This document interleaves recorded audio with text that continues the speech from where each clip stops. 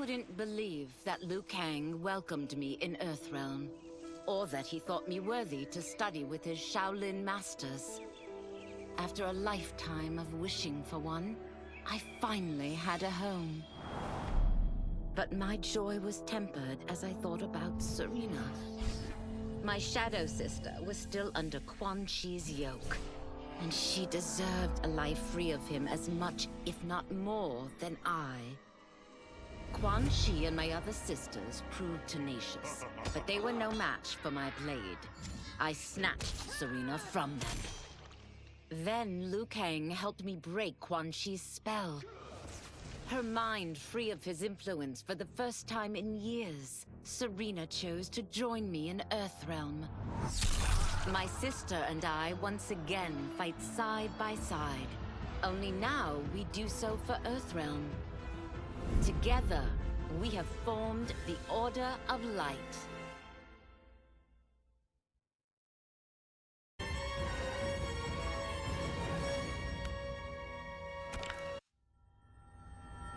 While the regime had changed, little else had. My people still suffered in silence, ignored by the rest of Outworld. Though now I knew Empress Mileena's secret, that she was also afflicted with Tarkat. If anyone would help, it would be her. But how to get an audience? Syzoth. He was the Empress's new emissary to the Zaterrans. I asked him to introduce us. At great personal risk, he agreed. And as I'd prayed, the Empress was willing to meet.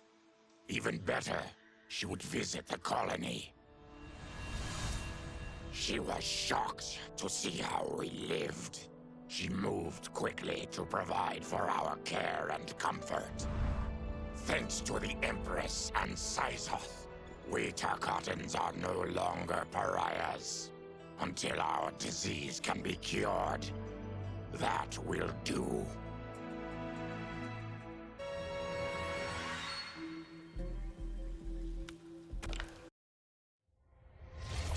Though the barriers between timelines had been rebuilt, there was no question that they could again be broken.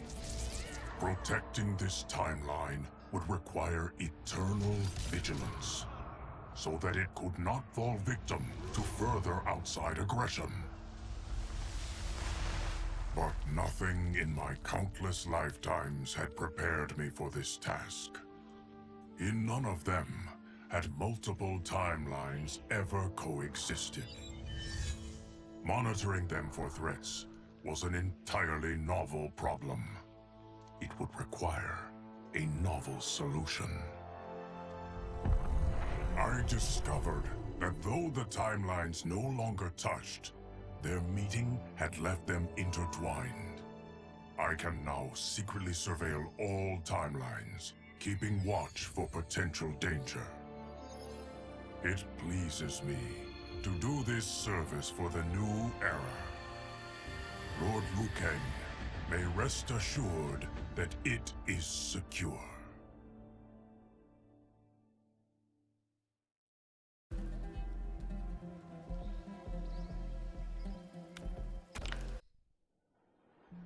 Quan Chi's defeat had cost me everything. For months I had furthered his plot, and now I had to start over. Saido's people were still in chains. That's when Rain approached me. On the run from Empress Mileena, he was desperate for help. And though I'd had my fill of sorcerers, this one was different. I agreed to provide him safe haven. He agreed to help topple Saido's government. And topple it we did. Rain summoned a wave so fast, so powerful, that it crushed the capital. Saido's fascist rulers were swept away. My people are finally free. They can chart their own course, needing only to follow their own desires. Their lives are now blessed by anarchy.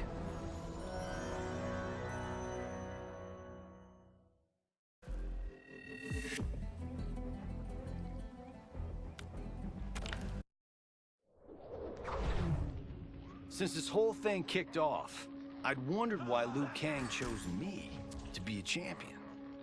I mean, sure, I was killing it as a martial arts star, but it's one thing when it's all for show.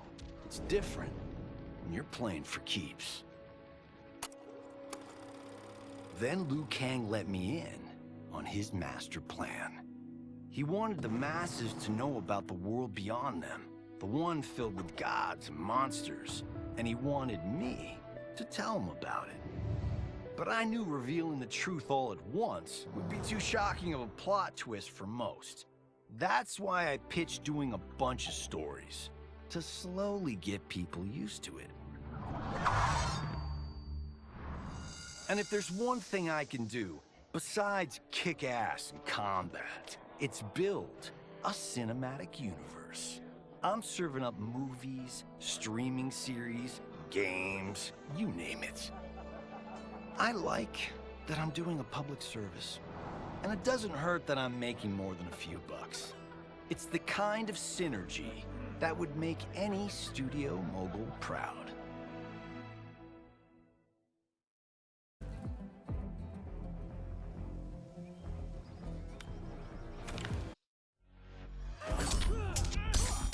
I wasn't looking for allies against the Yakuza, but I found one in Special Agent Jackson Briggs. He'd heard gangsters plotting to kill me on a wiretap and came calling, hoping I'd be his informant. We planned to part ways when we got the job done, but then Shang Tsung showed up to steal Sento. Needless to say, Jackson had questions. It blew his mind to hear that the stories in Johnny's movies were real. Once the shock wore off, Jackson quickly sized up the threats Earthrealm faced. To deal with them, he got his bosses at the FBI to form the Outworld Investigation Agency. When he asked me to sign on, I hesitated. After all, me? A government agent? But it's an important job.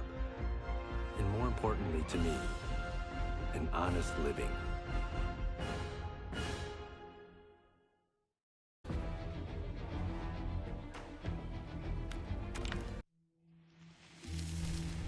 General Shao's revolt left Outworld's armies in tatters. We were vulnerable to enemies both foreign and domestic. That's why my sister asked me to take command, to stitch her military back together and purge Shao's loyalists within it. She trusted only me with the task. The soldiers, however, had little faith. They thought me a spoiled dilettante, unprepared and unfit to serve. That I could fight mattered little. All that mattered was that I wasn't one of them. I finally earned their loyalty by orchestrating an epic victory over Shao and his rebels. Though the general himself escaped, his forces were smashed.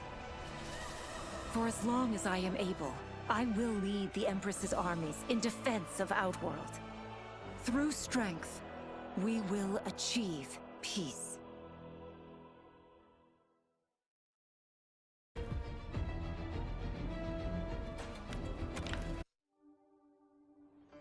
It was inevitable that the Shaolin Masters had me join them. They knew just how much future initiates could learn from me. Shujinko was one of my earliest. His ability to absorb anyone's powers and skills was amazing. With the right training, he could become our greatest champion. I knew that I alone could give it to him. But as his proficiency grew, so did his ego. In love with himself and his power, Shujinko became a threat to the realms. He hadn't learned humility, because I wasn't the one who could teach it. I should have listened to Raiden's warning and not tried to train Shujinko alone. After he was subdued, Shujinko's accumulated abilities and memories were taken from him. He is once again a new initiate, ready to begin his training. This time, Raiden and I train Shujinko together. He will become the champion he is destined to be. And I will fulfill my duties humbly and cooperatively.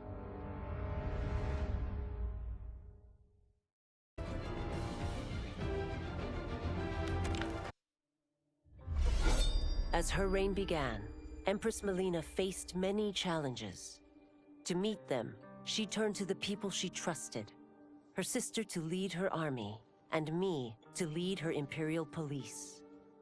Though I missed Empress Sindel dearly, I was glad my ties with her family had been mended. But while it was an honor to be made responsible for Outworld's internal security, I soon realized accepting the appointment was a mistake. I'm not cut out to be a bureaucrat, nor am I patient enough to navigate the Imperial Court's politics. I was at my best patrolling Sundo's streets, when I could feel the city's pulse and serve and protect its citizens directly. That's why I resigned my post and resumed my role as Sundo's first constable. I end each day knowing I've made a difference.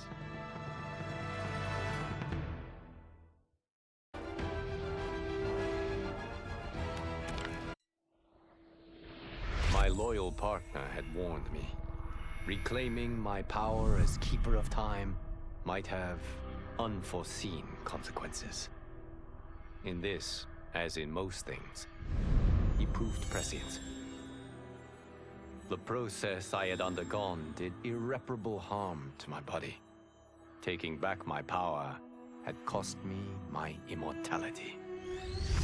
While my lifespan would still stretch across eons, I would one day perish. And if the war with Titan Shang Tsung taught me anything, it is that this timeline is not safe without a protector.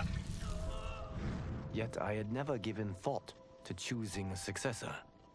Who is it that could replace me and protect my new era? The answer, of course, is Geras. Tireless and meticulous, he is perfectly suited to be entrusted with this grave duty. And no one knows better the temptations of the hourglass. I have no doubt he will be above them.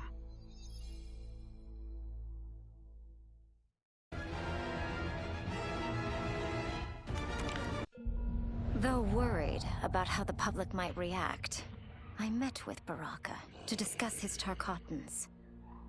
Speaking from his heart, he moved me. I agreed to visit his colony and see how his people lived. The conditions were atrocious. This was one of my mother's few mistakes. Like all Outworlders, she treated Tarkatans with scorn. What they deserved from us was compassion.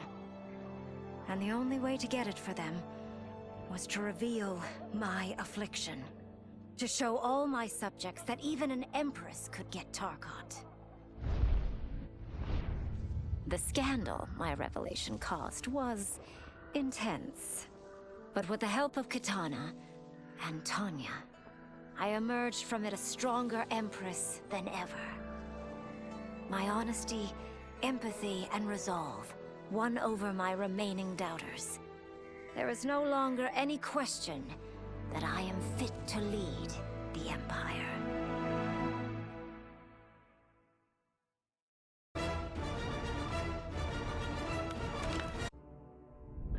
Quan Chi's plot collapsed.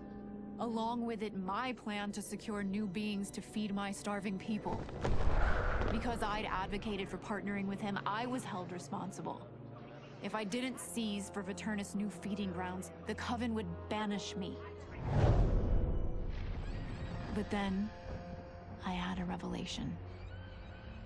I didn't need to conquer realms to feed my people. I simply needed to capture enough beings to breed them. Once they multiply, Viternus will have a limitless, renewable source of food. And and I only need a few thousand to start.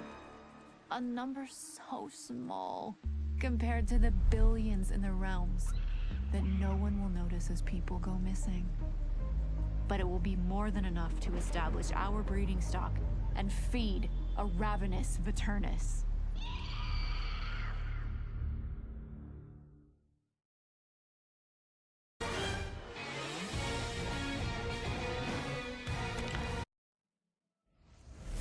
Were it not for my godly counterpart, I would not have survived the battle against Titan Shang Tsung.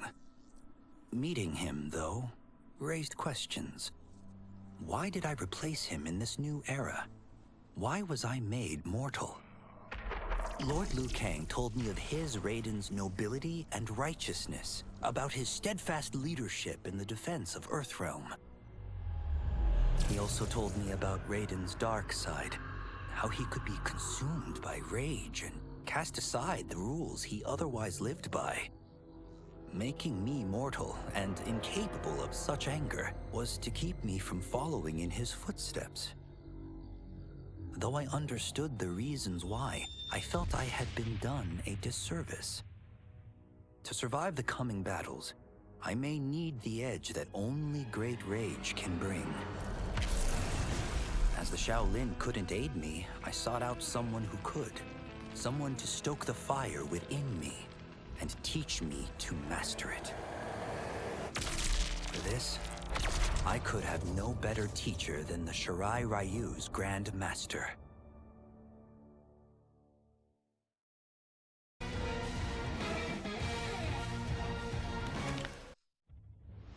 To elude capture by Empress Mileena, I joined Havik's crusade in Saido. There, I summoned more magic than I thought possible, and drowned out the old regime. Havik's longed-for anarchy had been achieved. He was more than satisfied. But I was left empty and broken. Had I been satisfied as Outworld's High Mage, not let myself be tempted by Shang Tsung, a great city would not now lay in ruins. I've caused devastation, ended thousands of lives, all because of my blind ambition. I've betrayed my oath, my sovereign, and my realm. These high crimes merit punishment, and I'll accept whatever the Empress gives me. My only ambition now is to one day be forgiven.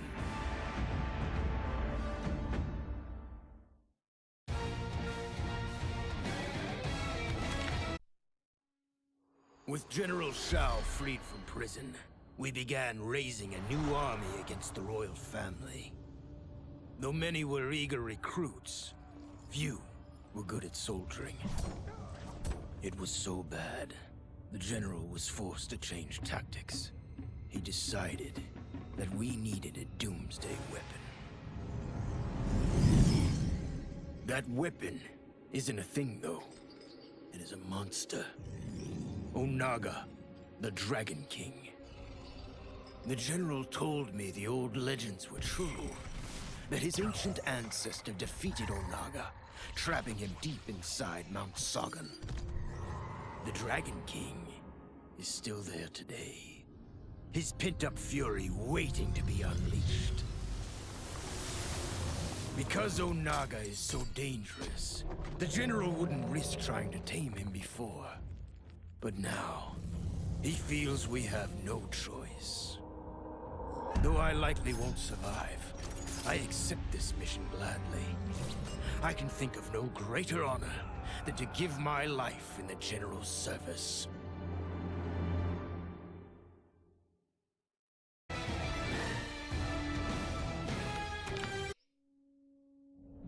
After fleeing Outworld, I hadn't expected to return. But then, I also hadn't expected the new Empress to make me an offer I couldn't refuse. To thank me for helping stop General Shao's rebellion, she asked me to be her emissary to the Zaterrans. Going home, Bearing the seal of the royal house, I would show, once and for all, that my mutation wasn't to be feared.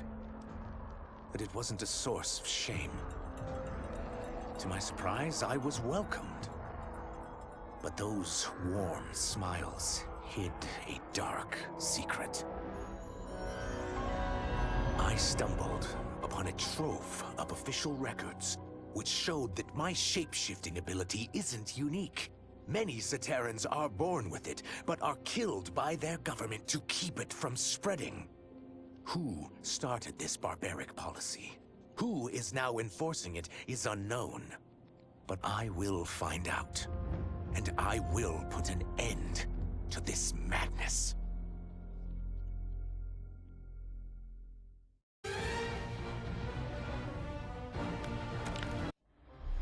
No sooner had Titan Shang Tsung been defeated than Bi-Han and his loyalists hunted us down. Outnumbered, we fled to Japan. There, we sought refuge from an old family friend. As children, we played together. But Harumi Shirai was a woman now, the head of her clan. Her strength, beauty, and intellect awed me. Also incensed by Bi-Han's betrayal, Harumi agreed to help me forge a new clan, one that would stand against him and defend Earthrealm.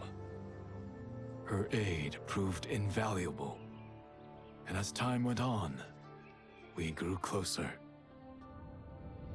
To honor Harumi and pay respects to my new bride, I named the clan after her, calling it the Shirai Ryu.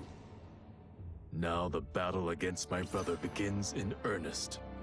The Shirai Ryu won't rest until Bi-Han is defeated and the Lin Kuei's honor restored.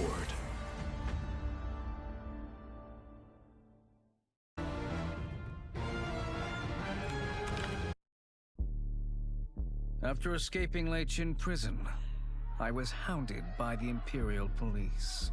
I needed a place to hide and to recuperate while I plotted the best way forward. I knew the remote canton of my youth would be perfect.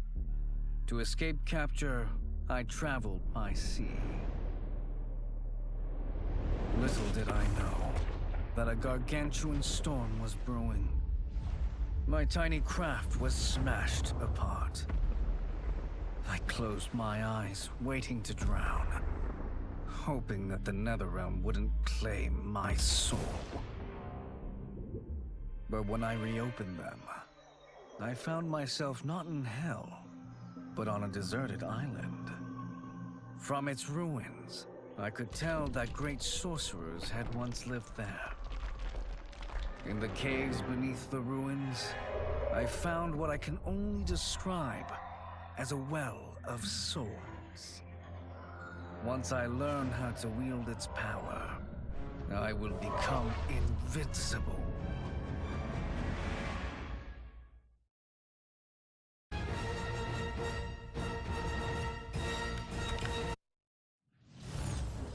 The battle had been lost, but the war isn't over. I won't stop fighting until I take Outworld's throne. That they thought Lei Chin prison would hold me is laughable. Once free, I began planning my next campaign. I would need an unstoppable army to overthrow Mileena. Unfortunately, most of my former soldiers lacked the courage to rally to my standard. Rebuilding my army would require finding new recruits. And that task is proving easier than expected. Outworld's golden age has left more than a few behind. Without hope, without power, they eagerly heed my call to tear down Mileena's government.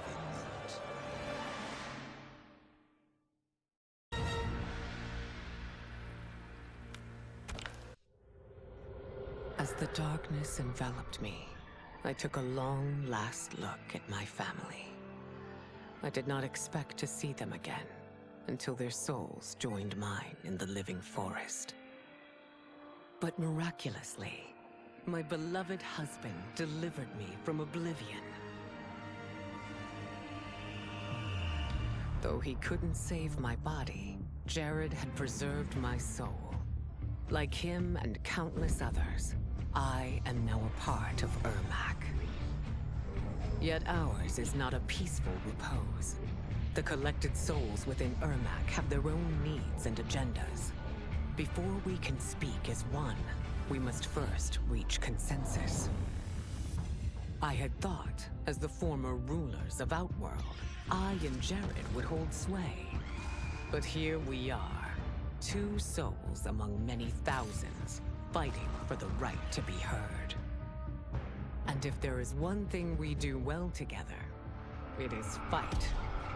We will win the right to govern Ermac as we once had governed Outworld. And we will rule for the benefit of all.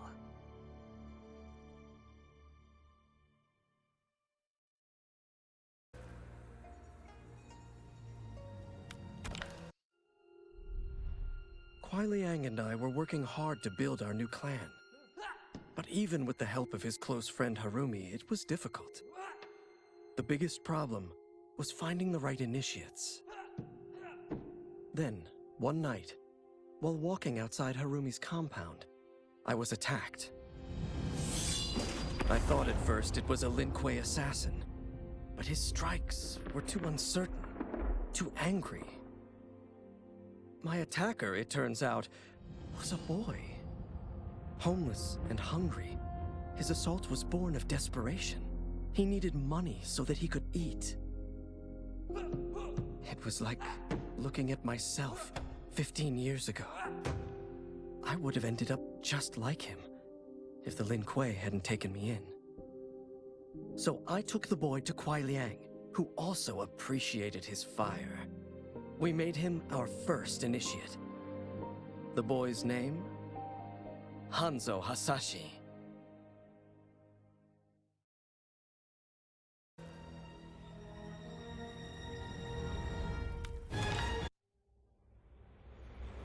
I had broken the Lin Kuei free of Liu Kang's enslavement. We were now masters of our destiny, and could take our place among Earthrealm's great nations. But taking and holding territory would require a vast army. I needed more fighters to make our presence felt. Then I recalled Shang Tsung's dragon warriors. An army of them would be unstoppable. But trafficking in such strong magic would surely draw Liu Kang's attention. Sector advised that we avoid detection by building our army using science, not sorcery. We've invested much into this endeavor, and we are beginning to see results. Once again proving the depths of Sector's genius. When we are done, all of Earthrealm will honor our desires and heed our demands. If not, they will face the Lin Kuei's wrath.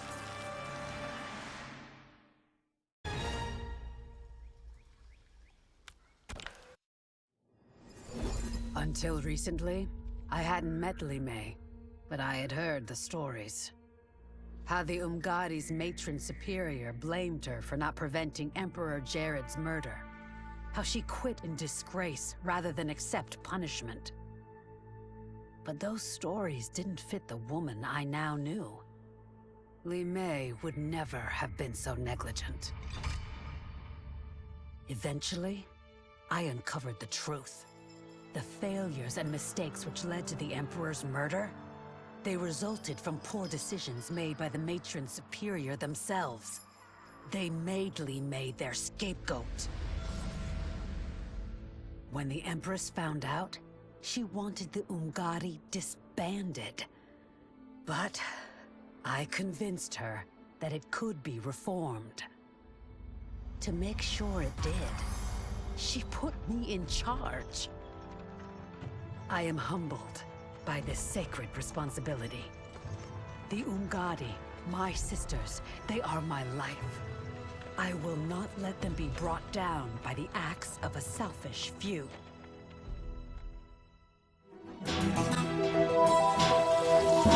Risky.